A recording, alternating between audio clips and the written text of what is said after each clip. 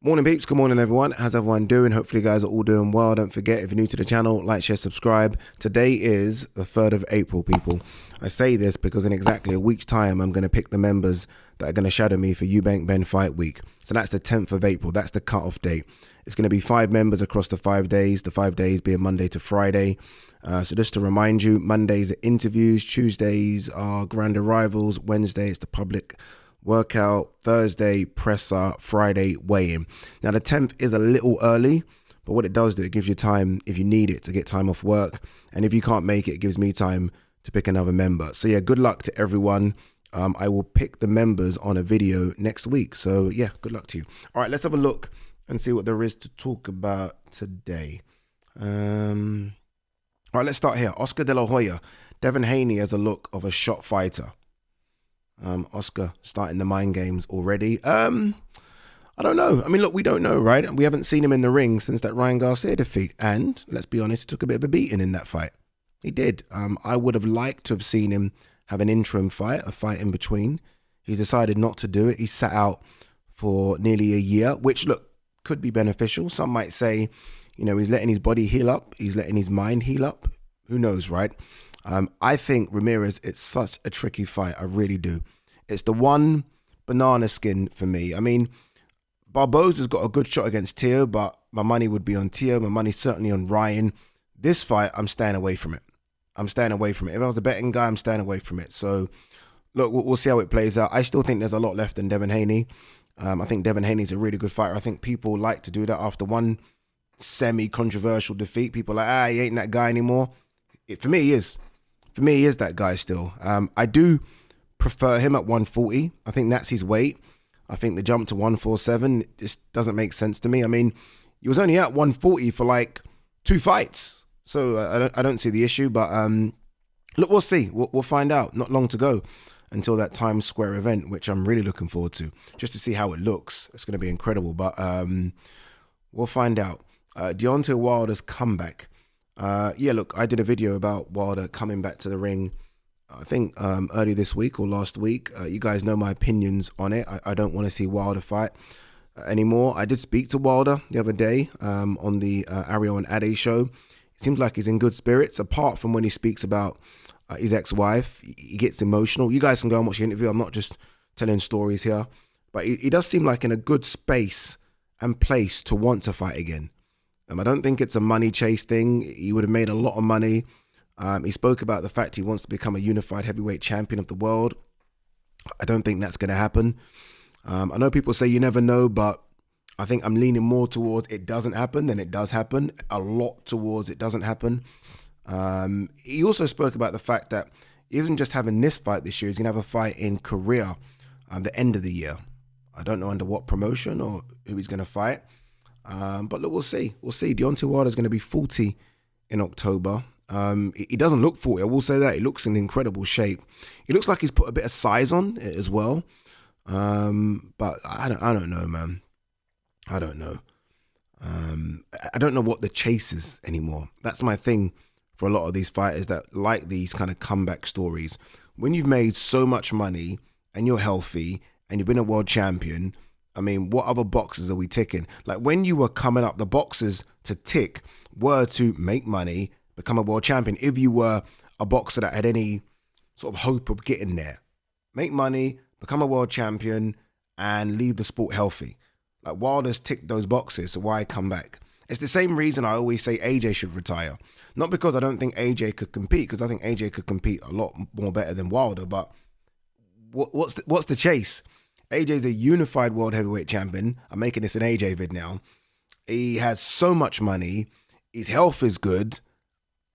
The sport's too dangerous to kind of still hang around. Like, this is the worst sport to hang around. And yeah, that's the reason I'm not the biggest fan of Wilder coming back. But we'll see, right? I mean, I could have egg on my face in a few months' time where he looks amazing, but I don't know. Williams Zepeda, Shakur Stevenson, a classic styles fight. And it could be next. It is a classic styles fight, but I would favor the style of Shakur Stevenson. Zepeda's output's incredible. Honestly, his punch output's incredible, but I think Shakur Stevenson's just a better boxer, and this is a boxing match after all, right? Like if I'm Shakur Stevenson and his team, I'm watching those 2 fights against Tevin Farm, and I'm like, okay, I see. I'm watching them closely. My only worry for Shakur is the hands. Like I saw how badly damaged, I don't know if it was his left or right hand, but I saw up close how badly damaged that hand was, and I was like, geez. So when he sits on his shots and really puts some pop behind his punches, I think there is a fear that he could damage his hands. And that's probably why we don't see him put that kind of pop in. But look, we'll see. It probably will get made next. I mean, Shakur's not going to fight Keyshawn. He's not going to fight Loma. He's not going to fight Javante. So as a pay-to-fight, does make a lot of sense. Retirement, not on the mind of Joyce. It's a job and it pays well. I don't know if that's his decision. And that's going to sound crazy, right? Ultimately, it's the boxer's decision. But there will be a time, and it could come, I don't know, 11:30 on Saturday night, where it's like, okay, Joe, that's it, it's done. That could happen. If he gets beaten soundly and convincingly by FILIP HRGOVIC, which could be a possibility, then I think there will be a big push for Joe to call it a day. There will be. Joe's no spring chicken. Joe's 39. He's had a few big fights. Like, the thing is about when everyone talks about Joe's sort of tough fights, people only seem to mention the losses. So they mention Jili Zhang, they mention Chisora. I'm talking about the wins, which is rare, right? But I'm talking about the wins have been tough fights. Like, he might have taken more punishment in some of those wins than he did in the losses. So it's just an accumulative effect of damage and punishment and getting hit by guys that are 20 stone and constantly getting hit. And that's going to happen on Saturday. Even if he wins on Saturday, and I hope he does, even if he wins, I think we all know he's going to take a lot of punishment. And no. So there needs to be a case of people around him, close. Could be family members, could be management, could be Frank Warren, who have a real good discussion with him if he loses on Saturday. If he wins, then look, it's difficult to tell a fighter when you're winning to stop. I mean, look at Chisora as an example. But if you continually lose and you're taking a severe amount of punishment, and look, a lot of things happen outside the ring as well. Your pay packet goes down. So is it worth it? Is the risk worth the reward? If it's not a title fight, close to a title fight, and the money severely decreases because you're losing. I don't know, man. I don't know. I read that the Last Crescendo card did 340,000 pay-per-view buys. Now, there is a part of me that doesn't really give a fuck about this. Like, I'm like, when did I start caring about pay-per-view numbers? Like, when was it such an important discussion? I care about fights. I care about fighters. I can't remember when I started to think. Maybe it was Floyd. Maybe because Floyd always used to, sing about, 1 million pay-per-view buys. And I was like, okay, that's so important. When it really, I guess, to those behind the scenes, it's important. To fight fans, it really isn't that important. But look, I think 340,000 for what it's worth is a good number. It's a card that didn't have a pay-per-view star on it. When you look at it, it had great fighters on it, but none of them have ever been a pay-per-view draw. Beterbiev Bivol, no. Joseph Parker, Martin Bacoli, no. Shakur Stevenson, Josh Padley, no. Virgil Ortiz, Madrimov, no.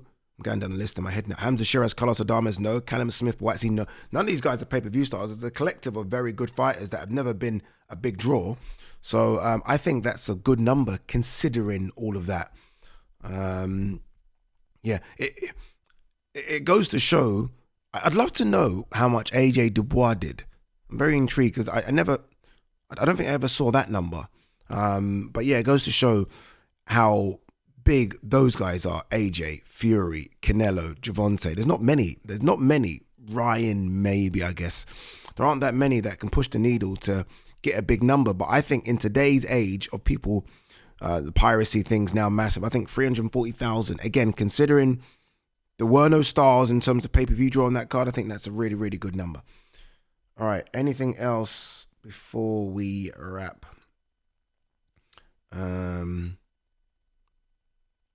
Okay, what we got here? Alicia Baumgardner to fight Jennifer Miranda on Taylor Serrano 3 undercard. Yeah, she is chief support or co-main event. Let's see how that one plays out. I'm very intrigued to see what the numbers will be here. Very intrigued. Obviously, look, this has been the Serrano-Taylor free rematch has really been pushed. Obviously, look, because the first 2 fights were incredible, but I think mainly because of the numbers of people that tuned in for Serrano-Taylor too. But bear in mind, a lot of people were tuning in because they were waiting for Jake Paul, Mike Tyson. Without no Jake Paul, Mike Tyson on this card, it'd be interesting to see what numbers this does on Netflix. Like, what represents a good number? I have no idea. Like, what do Netflix consider good? It's fascinating, isn't it, to know? Like, do they consider 1 million good? 1 million people watching? I think that's a good number. But for them, is that like, nah? Be interesting to see. But yeah, looking forward to it. Again, who cares about the numbers? Let's just tune in for the fights. All right, guys, girls, we are done. Me and G-Man are filming today, episode 10. These things are rolling, right? I'm doing the Q&A for Addy and G-Man, which will be for the members. I'm going to go live on Sunday. Busy.